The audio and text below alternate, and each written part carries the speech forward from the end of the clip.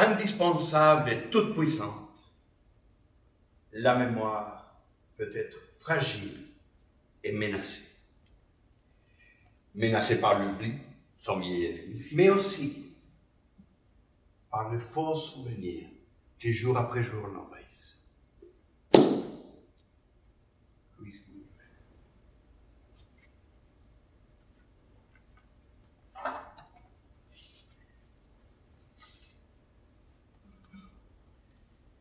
Ce n'est pas de l'oubli que je veux vous parler ce soir. Bon, en fait, cet après-midi. C'est plutôt de ce qui reste encore. Des petites bribes de souvenirs, vrais ou faux, rêves imaginaires. Pendant des années, j'ai vu le souvenir quitter la tête de mon grand-père et partir en fumée. Il y a une quarantaine d'années, j'avais écrit des textes poétiques sur ça. Des textes que j'imaginais un jour pouvaient faire partir d'une pièce de théâtre. Et nous voici.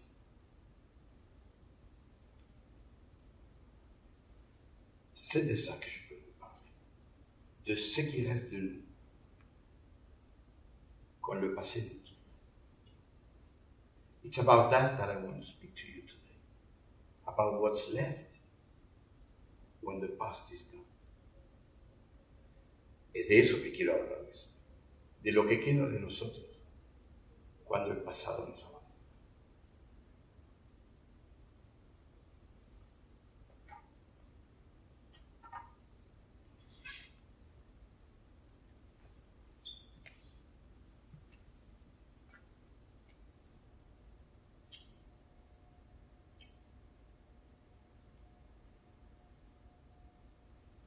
Chapitre 1.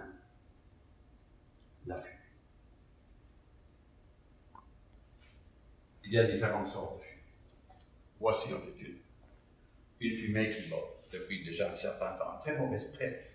Mais il ne faut pas oublier qu'ici même, en Amérique du Nord, on a fumé pendant des cycles, voire pendant 2000 années. Les Premières Nations fumaient et on ne sait pas très bien quel était l'impact du cancer de poumon parmi les Amérindiens avant l'arrivée des Européens. Il y a d'autres fumées aussi qui sont peut-être un peu plus flammeux. Par exemple, d'où je viens, l'Argentine. À Buenos Aires, on mange beaucoup de asado, barbecue. Tous les jours, en tout cas de lundi à vendredi, vous pouvez vous promener en ville. Et entre midi et 3 heures de l'après-midi, vous allez voir des grilles de fortune installées par les ouvriers de la construction qui font griller leur viande, des viandes crépitantes, qui donnent le parfum de la ville. Il y a d'autres parfums de viandes crépitantes qui sont moins charmants. Par exemple, une grosse partie de ma famille est partie en fumée dans les fours crématoires. Il y a aussi la fumée du pot. La fumée du pot qui fait pas mal sourire, en tout cas, beaucoup de monde. Bien qu'il paraît que le pot et la mémoire, ça ne va pas très bien ensemble. C'est ce qu'on dit. Je ne saurais pas vous dire, mais peut-être que c'est bien ça mon problème clinique à moi.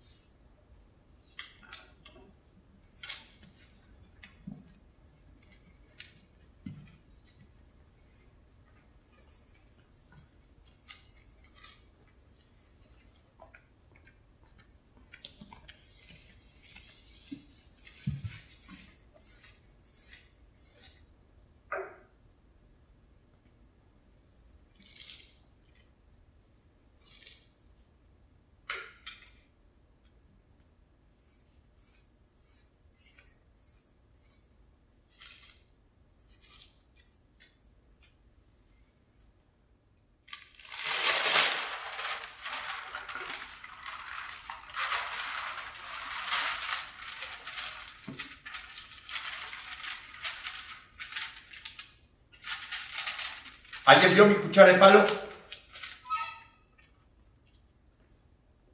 Je cherche ma cuillère en bois. J'ai une cuillère en bois et je l'ai depuis des années. Je ne peux pas faire à manger sans ma cuillère en bois.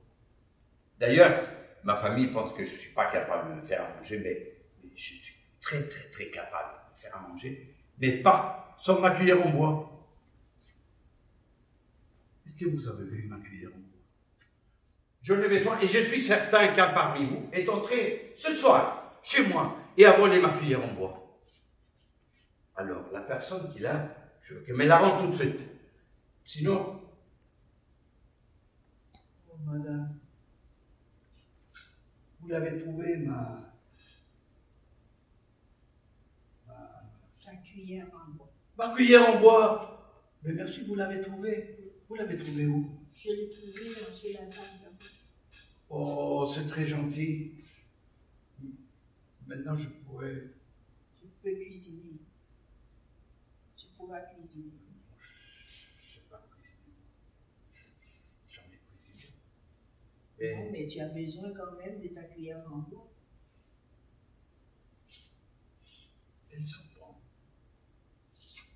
Elles sont comme si on avait fait plein d'assiettes avec ça. Merci, madame. Merci. Je suis un peu fatigué maintenant. Je crois que je vais faire une petite sieste. Petite sieste. Oui, ça m'arrive. Ça m'arrive parfois. Alors, je vais faire une petite sieste et après, je reviens vous voir. Merci, madame. Merci.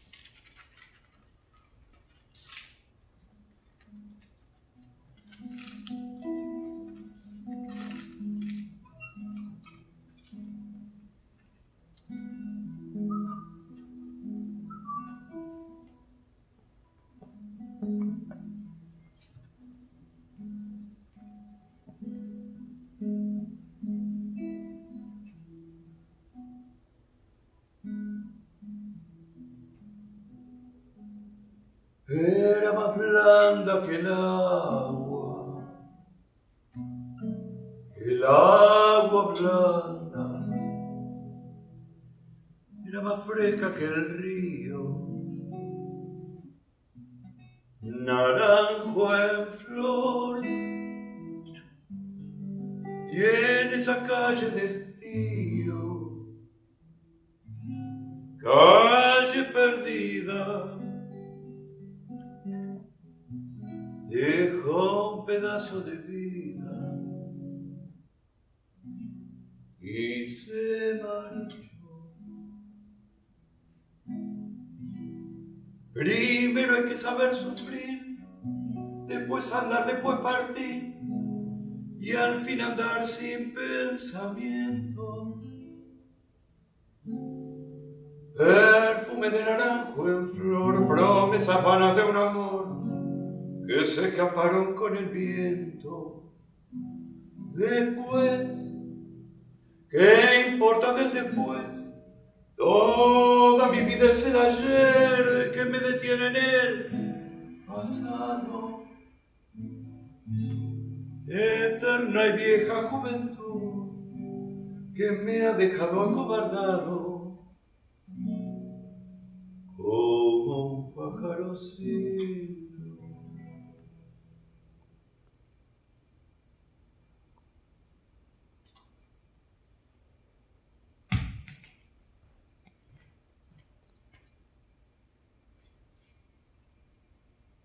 María, simplemente María. Vous êtes sûr? Parce que vous êtes identique. Mais on dirait une copie, un hologramme de Maria. Mais Maria, c'était il y a 40 ans. Et il y a 40 ans, vous n'étiez pas. Ah bon? Même si vous n'êtes pas là. Alors, vous n'êtes pas Maria. Vous non plus, vous n'êtes pas Maria. Non, vous encore moins. Maria. Maria, c'est une vieille flamme. Et vous savez ce qui arrive aux flammes. Elle aussi, elle part en fumée. Il y a 40 ans, à l'époque de Maria, et j'étais étudiant en psychologie à l'université dans un autre pays. Et un jour, ils ont pris toute la gang, tous les étudiants en psychologie, parce que nous, on parlait beaucoup du cerveau, mais on n'en avait jamais vu. Alors, ils nous amènent à la faculté de médecine, ils nous installent tous en petits groupes de 3 ou 4 sur une table de dissection. Chacun un bistouri à la main, ils nous déposent un cerveau sur chaque table et ils nous demandent de le couper en fines tranches.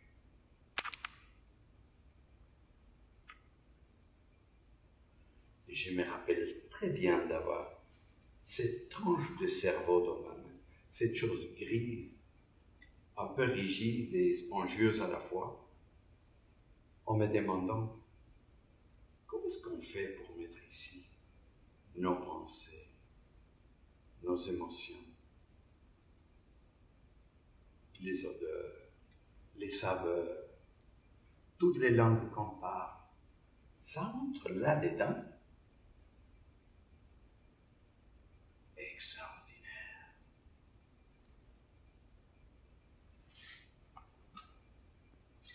Chapitre 2. Le cerveau.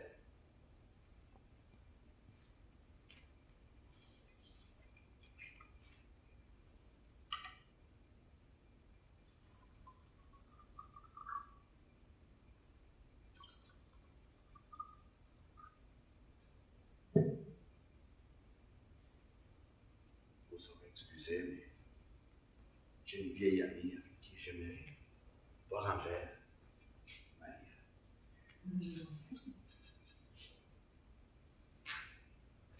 Est-ce que ça vous arrive de fois, en sentant une odeur c'est comme si une porte s'ouvre. Tout d'un coup, vous vous retrouvez une semaine, un mois, un an, 10 ans, 40 ans en arrière. Alors moi, ça m'arrive tout le temps. D'ailleurs, je suis tombé en amour une fois avec une fille seulement à cause de son odeur. Et je suis aussi tombé en désamour avec une autre fille à cause de son odeur.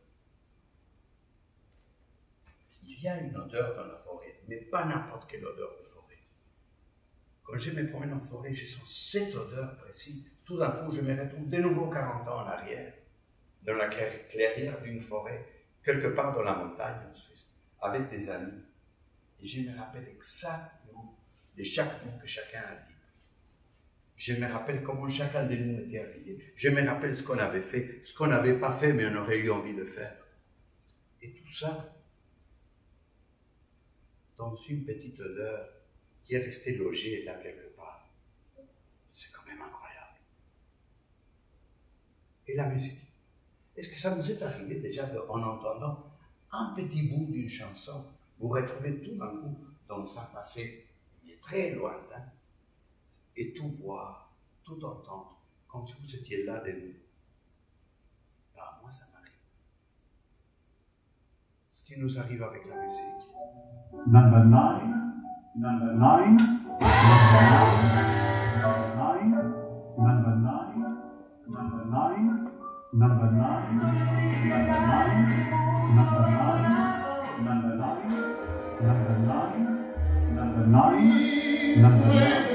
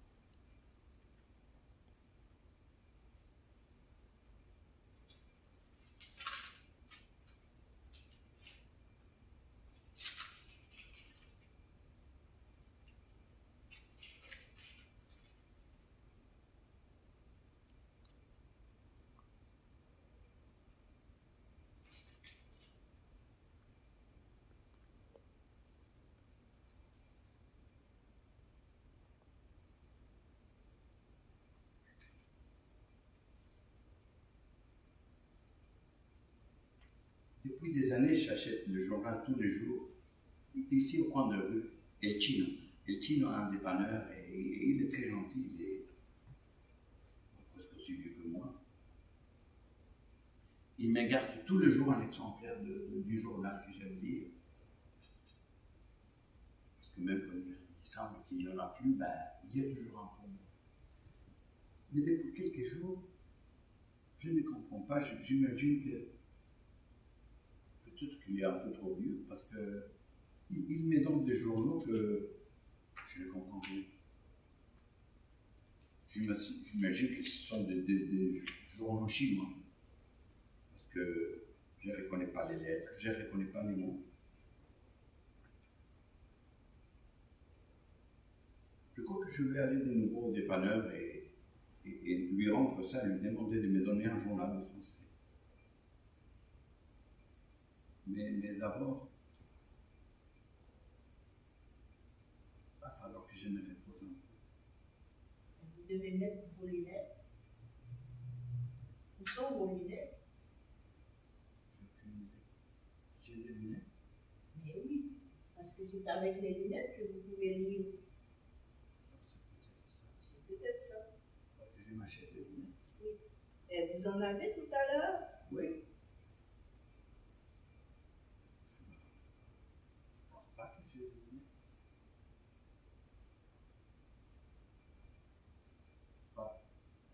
je m'en occuperai plus tard, parce que maintenant, vraiment, je suis très fatigué.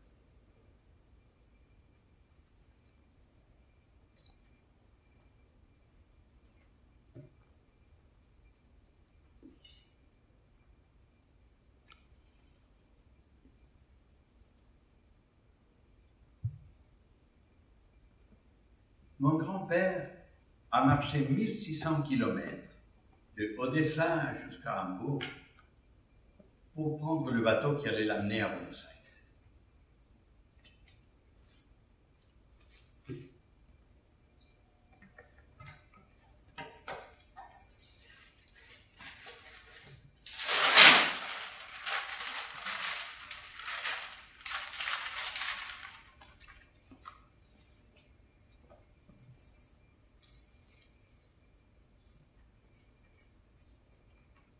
Mon grand-père est parti de Odessa, en fait, de Tulchin, le petit village près d'Odessa où il habitait, jusqu'à Hambourg, 1600 km vers le nord-ouest, pour prendre le bateau qui allait l'amener à Buenos. Pour moi, c'est un mystère et personne de la famille n'a pu m'expliquer très bien pourquoi, habitant à côté du plus grand port de la mer Noire, il a marché à travers les forêts d'Europe de l'Est, en évitant les villes, en évitant les armées, au milieu de la guerre civile entre les bolcheviks, qui depuis un an ou deux étaient au pouvoir en Russie, contre les Russes blancs appuyés par les Britanniques et par les Américains. Pas seulement ça, il a marché avec des faux papiers, parce que, comme il aurait dû faire la conscription dans l'armée blanche, chose qu'il ne voulait pas faire, alors il avait des faux papiers d'un cousin plus âgé que lui, qui était déjà parti en Argentine. Alors, pendant 2 mois, il a marché presque toujours en cachette, dans la forêt, par des petits chemins, jusqu'à arriver à Hambourg en Allemagne, et prendre le bateau, que finalement un jour l'a mené en Argentine. Où heureusement il est arrivé, heureusement pour moi surtout.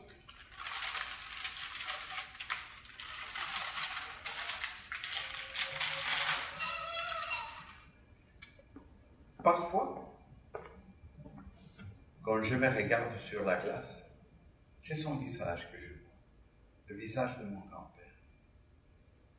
Et spécialement quand je mets mes lunettes. Chapitre 3. L'exil.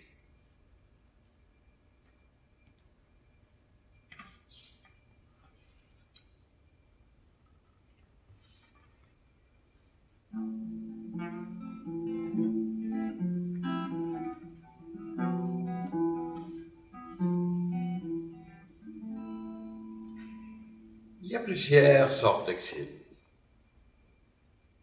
qu'on doit quitter chez soi parce qu'on risque sa vie, sa santé, son bonheur, et on s'en va ailleurs. Il y a aussi l'exil chez soi.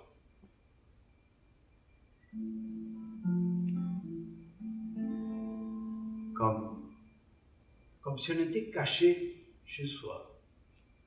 On devait cacher sa propre personne, ses envies, ses désirs. Ce qu'on aimerait devenir, celui qu'on aimerait être. J'ai vécu les deux.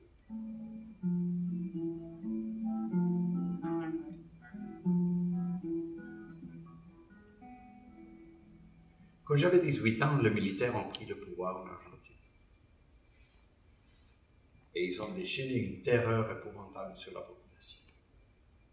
30 000 personnes, la plupart des jeunes de mon âge, disparus.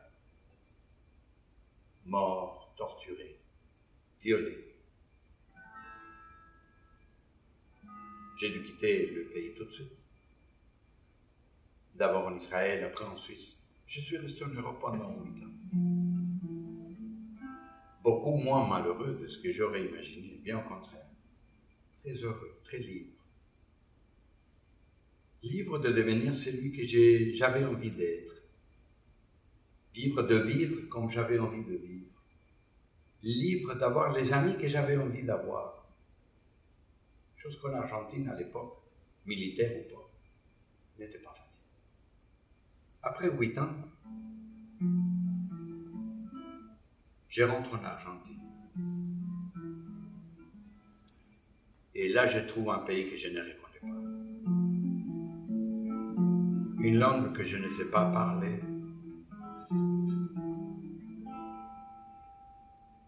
Je n'étais pas chez moi. Je n'aimais pas la violence. Je n'aimais pas la méfiance, la tricherie. Je n'aimais pas ce sentiment de vivre entouré d'ennemis. Et nous tous avions le sentiment de vivre entouré d'ennemis. Même nos amis. Ce n'était pas un bon vie. Et là, j'ai senti que j'étais vraiment, cette fois-ci, excité. Mais j'étais censé être chez moi. Et ce n'était pas heureux. Alors un jour, j'ai décidé de me désexiler de mon exil intérieur pour aller m'exiler pour de bon. Quelque part où je pourrais retrouver celui que j'aimais et vivre la vie que j'aimais vivre.